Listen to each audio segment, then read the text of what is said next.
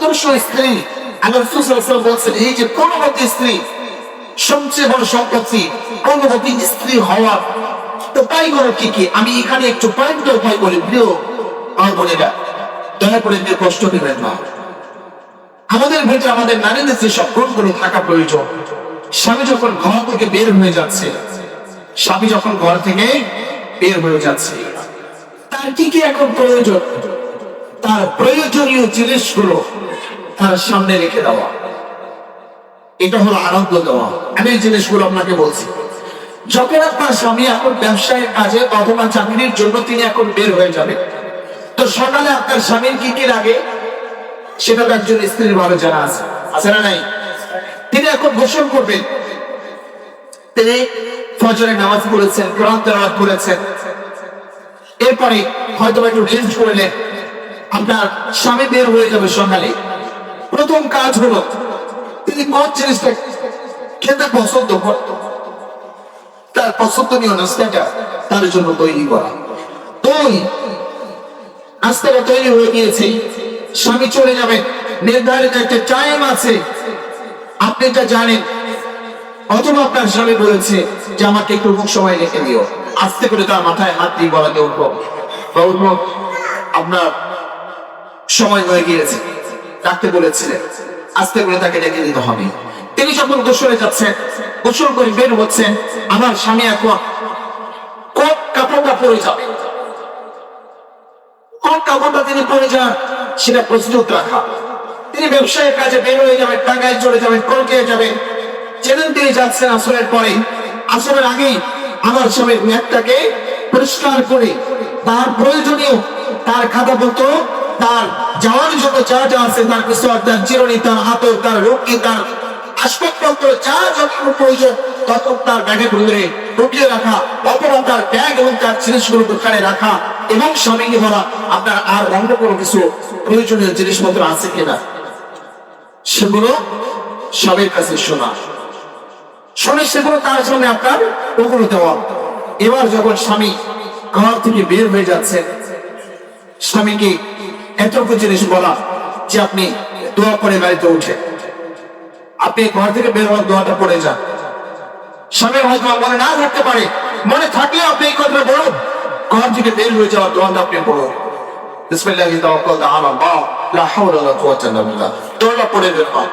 আল্লাহ আপনাকে হেফাজত করুন, আল্লাহ আপনার ব্যবসা বারাকা দান করুন, সাবধানে যায়, আল্লাহ তাআলা আপনাকে হেফাজত করুন, নিরাপদে আল্লাহ আপনাকে পৌঁছে দিন। আমার যেন আমাদের মাঝে আল্লাহ তাআলা আপনাকে নিরাপদে নিয়ে আসে, আল্লাহ তাআলা আপনার ব্যবসা বাণিজ্য বারাকা দান করুন। স্বামী যাওয়ার পূর্বে কোন স্ত্রী যদি এই কাজগুলো তার স্বামীর জন্য করে দিতে পারে, আল্লাহর কসম আমি এটা বিশ্বাস করি, যদি কোন পুরুষের মধ্যে মানবতা বোধ থাকে, তার ভিতরে যদি মনুষ্যত্ববোধ থাকে, সে আর কোনদিন অন্য কোন নারীর প্রতি সে আসক্ত হতে পারবে অসম্ভব। স্বামীকে আহত দেওয়ার জন্য কাজগুলো আপনাকে করতে হবে। দুই নাম্বার, এবার আপনার স্বামী দিন শেষে বাসায় আসছে, বাসায় আসার পরে তার কাছে অতিরিক্ত গরমের সময় এক গ্লাস তার জন্য শরবত তৈরি করে রাখা, অথবা আসার পরে প্রথম কাজ হলো তার কাছে যদি কোনো ব্যাগ থাকে তাহলে সেই ব্যাগটা তার হাত থেকে নিয়ে নেওয়া, নিয়ে তাকে বসতে দেওয়া, এরপরে তাকে বলা আপনি পানি পান করবেন, পানি এনে দেবো, অথবা শরবত দেবো আপনাকে, শরবত খাবে, তার কাছে শুনতে হবে, তাকে এটা দিতে হবে, অথবা তিনি যেটা পয়েন্ট ছিল তার সামনে রেখে দিতে হবে। পরবর্তী কথা, তার পছন্দনীয় সেই যে খাবারটা রান্না করে তার সামনে এনে দিতে হবে।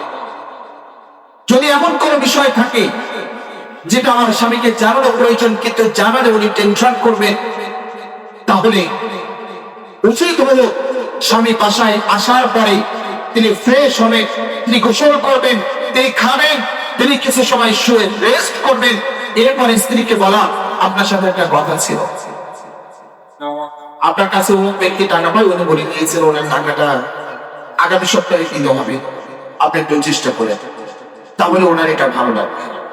একটা কথা ছিল, আপনি তো বলেছেন যে আমার শাশুড়ি সাথে কোন বিষয় আমাকে তর্ক না করতে, তো দেখেন আমি আজকে এইভাবে চলছিলাম কিন্তু আম্মা আমাকে এরকম ভাবে বলছে, আমি এখন কি করতে পারি? আমি এখন কি করতে পারি? নিশ্চয়ই তখন একটা সলিউশন চলে আসে।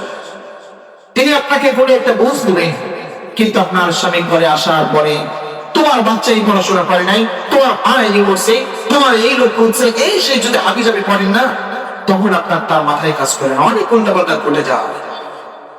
স্বামীকে আনন্দ দেওয়া মানে এই অভ্যেসগুলো আপনার গড়ে তোলা। এই অভ্যেসগুলো একজন স্ত্রীকে কি গড়ে তোলা, স্বামীর প্রয়োজনগুলোকে মেটানো, এটা হলো আপনার আনন্দ দেওয়া। 4 নাম্বার, স্বামী সান্ত্বনা দেওয়া। স্বামীর বিপদে কি করা? স্বামীর বিপদে কি দেওয়া? সান্ত্বনা দেওয়া। স্বামীকে কখনো বলতেন আপনার টেনশন না দেওয়া। বিপদ আসতে পারে, সান্ত্বনা দিতে হবে।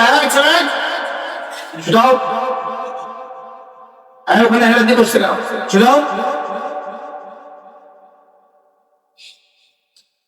স্বামীর বিপদে কি করা? সান্ত্বনা দেওয়া। তাহলে আনন্দটা তো বুঝতে পারলাম, বুঝতে পারছি আমরা সরকার। আমাদের মা বোনেরা খুব খেয়াল করে শোনো। 4 নম্বর, সান্ত্বনা দেওয়া। আদর্শ পূর্ববর্তী স্ত্রী বৈশিষ্ট্য হলো বিপদের স্বামীকে কি করা? সান্ত্বনা দেওয়া।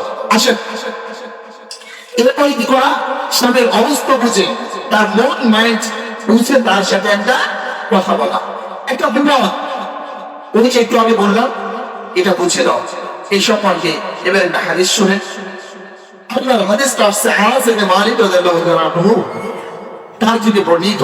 তিনি বলেন, আবু তালহা রাদিয়াল্লাহু তাআলা আনহু, সাহাবী আবু তালহা রাদিয়াল্লাহু তাআলা আনহু, তার একটি সন্তান ছিল, তার একটি ছেলে ছিল। সাহাবী আবু তালহা রাদিয়াল্লাহু তাআলা আনহু, তার একটি ছেলে সন্তান ছিল। তিনি তার ছেলে সন্তান এবং তার স্ত্রীকে রেখে তিনি ব্যবসার কাজে বের হয়ে যায়। ব্যবসার কাজে বের হয়ে যাওয়ার পরে এর ভিতর যেদিন তিনি বাসায় আসবে, সেদিন তার এই সন্তানটা আপনারা মারা গেলেন। তার এই সন্তানটা মারা গেল। তখন পরিবারের সদস্যরা বললেন, অর্থাৎ তার স্ত্রী বললেন, আবু তালহা রাদিয়াল্লাহু তাআলা আনহু, তার স্ত্রী, তার পরিবার পরিজন, অন্যান্য সদস্যরা আছে যারা, তাদেরকে বলেন, শোনো, আমার স্বামীকে যতক্ষণ পর্যন্ত তার সন্তান মৃত্যুর খবর আমি না দেব, ততক্ষণ পর্যন্ত আমার সন্তানের মৃত্যুর খবর আপনারা আমার স্বামীর সামনে দেবেন না। অর্থাৎ আপনারা স্বাভাবিক থাকার চেষ্টা করবেন। এরপরে আপনার আবু তালহা রাদিয়াল্লাহু তাআলা আনহু যখন বাসায় আসছেন, হাদিসের ভাষায় খেয়াল করুন প্রিয় মা বোনেরা, যখন আবু তালহা রাদিয়াল্লাহু তাআলা আনহু বাসায় আসলেন, বাসায় আসার পরে যে একটু আগে যেটা বললাম, স্বামী বাসায় আসার পরে তার জন্য যেসব কাজগুলো করতে হবে, তিনি ঠিক সে কাজগুলো করলেন। এই কাজগুলো করার পরে তার স্বামীকে তিনি রাতে খাবার খাওয়ানোর পরে, এরপরে আপনার তিনি তার স্বামীর সাথে বিছানায় গেলেন। দেখুন কতটা ধৈর্যশীল নারী, তার স্বামীর সাথে বিছানায় গেলেন, তার স্বামীকে তিনি তৃপ্তি দান করলেন। সুবহানাল্লাহ। তার স্বামীকে খাবার খাওয়ালেন হাদিসের ভাষায়। এরপর তিনি সুসজ্জিত হলেন। ওই যে একটু আগে আমি প্রথমেই বলছিলাম, বিছানায় যখন যেতে হবে তখন সুসজ্জিত হয়ে যেতে হবে। সুসজ্জিত হয়ে তিনি আপনার নিজের স্বামীর কাছে পেশ করলেন। স্বামী আবু তালহা রাদিয়াল্লাহু তাআলা আনহু কি বলেন? তিনি প্রতৃপ্তি হলেন। এরপরে আপনার তার স্বামীকে তিনি বললেন যে, আপনাকে একটা কথা বলার ছিল, বলি? হ্যাঁ বলো। আল্লাহ তাআলা আমাদের কিছু বস্তু দিয়ে আমাদেরকে পরীক্ষা করে, এটা তো আপনি জানেন। আল্লাহ তাআলা প্রিয় বস্তুটা নিয়েও আমাদেরকে পরীক্ষা করেন। আপনি জানেন কি, আমাদের ছেলে সন্তানটা আজকে মারা গিয়েছে। ইন্না লিল্লাহি ওয়া ইন্না ইলাইহি রাজিউন। ভাবতে পারি কোন পর্যায়ের নারী তারা, ভাবা যায় কোন পর্যায়ের নারী তারা। আর আমাদের নারীদের অবস্থান আছে। আল্লাহু আকবার, আল্লাহু আকবার, আল্লাহু আকবার।